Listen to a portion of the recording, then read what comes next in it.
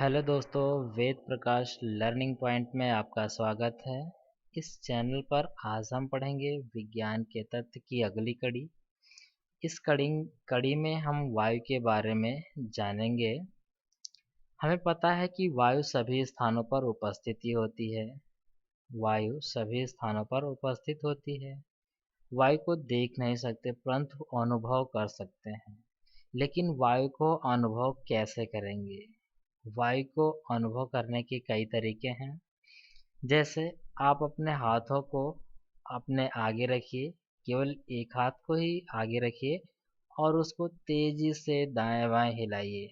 आप अनुभव करेंगे कि आपके हाथों को कुछ छू कर जा रहा है। ठीक है, यह क्या है? यह वायु है। या फिर पौधों के पत्तियों के खड़खड़ाने से आपको अनुभव होता है कि वायु चल रही है। ठीक है, आपका पंखा घूमता है तो आपको कुछ महसूस होता है कि हमारे ऊपर कुछ आ रहा है। वह क्या है? वह वायु है। तो ये वायु को अनुभव करने के कुछ तरीके हैं। वायु स्थान घेरता है। इसको कैसे पता लगाएंगे कि वायु स्थान घेरता है? स्थान घेरने का मतलब, जैसे आपके पास कोई बोतल हो जिसका ढक्कन हटा हुआ हो और बोतल खाली हो, तो उसमें क्या कहेंगे कि ये बोतल खाली है? नहीं, बोतल खाली नहीं है बल्कि उसमें वायु है। इसका पता लगाने के लिए हम बोतल को पलटते हैं, यानी उस बोतल का जो मुख है उसको नीचे की तरफ करते हैं और उसको एक पानी से भरी बाल्टी में डुबोते हैं। डुबोने पर क्या होता है कि पानी उस बोतल के अंदर नहीं जाता है। इससे हमें यह आभास होता है कि बॉटल के अंदर कुछ है। वह क्या है? वह वायु है। बॉटल को जैसे ही आप धीरे धीरे तिरछा करते हैं या टेढ़ा करते हैं तो बॉटल से वायु निकलती है और जल उसमें प्रवेश करने लगता है। तो इससे पता लगता है कि वायु क्या है? स्थान घेरता है। आइए अगला तथ्य देखते हैं।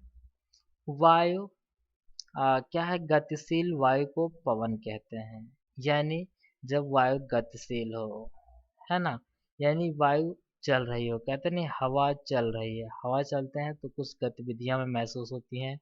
जैसे पेड़ों की पत्तियां हिलती हैं, कपड़े जो टंगे होते हैं तार पर वो हिलते हैं।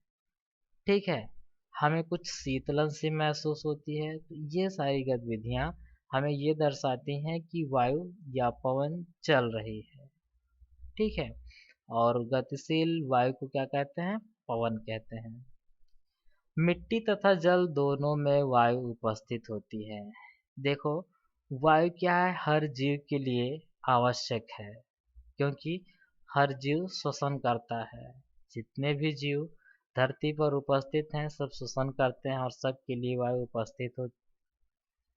की उपस्थिति आवश्यक है, अन्यथा वो श्वसन नहीं कर पाएंगे। कहा जा रहा है मिट्टी तथा जल दोनों में वायु उपस्थित है। जल में वायु की उपस्थिति को पता लगाने के लिए जल को क्या कीजिए? गर्म कीजिए। आप देखेंगे कि जिस पात्र में जल को आप गर्म कर रहे हैं उसमें छोटे छोटे बुलबुले निकल रहे हैं। ये बुलबुले क्या हैं? ये बुलबुले वायु के बुलबुले हैं। यानी हमें इससे पता चलता है कि जल में वायु घुली होती है। मिट्टी में भी आप देखेंगे कि मिट्टी के नीचे भी कुछ जीव रहते हैं। जैसे घोंघा है ना, कछुआ है, मेढक है। ये जीव जो है मिट्टी के अंदर भी रहते हैं। वो वहाँ कैसे रह सकते हैं? केचुआ भी देखिए मिट्टी के अंदर रहता है। वहाँ कैसे रह सकते हैं? मिट्टी में बहुत छोटे छोटे छिद्र होते हैं, जिन छिद्रों के माध्यम से वायु इन जीवों तक पहुंचती रहती है। इसीलिए हम कह सकते हैं कि मिट्टी तथा जल दोनों में वायु उपस्थित होती है। अब वायु के संघटक क्या क्या हैं? यानी आप किसी ने यदि आपसे पूछ लिया कि वायु किन किन चीजों से मिलकर बनी होती है या वायु के संघटक क्या क्या हैं, तो आप उनसे कह सकते हैं वायु के संघटक नाइट्रोजन, ऑक्सीजन, कार्बन डाइऑक्साइड, जल वाष्प तथा कुछ अन्य गैसें हैं। यानी इन सभी गैसों को मिलाकर वायु बनता है और वायु में धूल के कण भी हो सकते हैं। जैसा कि आप देखते हैं आपके वायुमंडल में जो वायु है इसमें धूल के कण अक्सर रहते ही हैं। ठीक है। ऑक्सीजन क्या है, ये जलने में सहायक है। यानी अगर आपको चेक करना हुआ कि वायु में ऑक्सीजन है कि नहीं, तो आप क्या कीजिए, एक मेज पर दो मोमबत्तियां रखिए, दोनों को जलाइए। एक मोमबत्ती को एक कांच के ग्लास से ढक दीजिए। आप पाएंगे कि जिस मोमबत्ती को आप कांच के ग्लास से ढके हैं वो थोड़ी देर में बुझ जाती है। इसका मतलब जो चीज जलने के लिए, मोमबत्ती जलने के लिए आवश्यक थी वो खत्म हो चुकी है।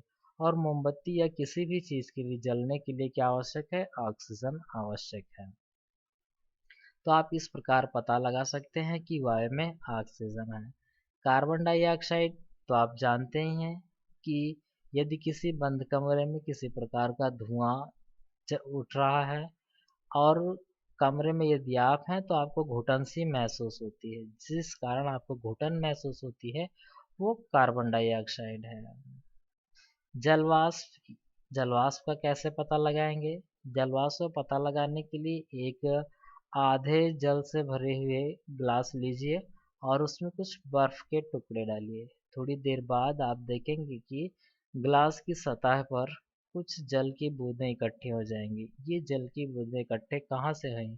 वायुमंडल में जो जलवाष्प की मात्रा है वो ग्लास की सतह पर संघनित हो गया है।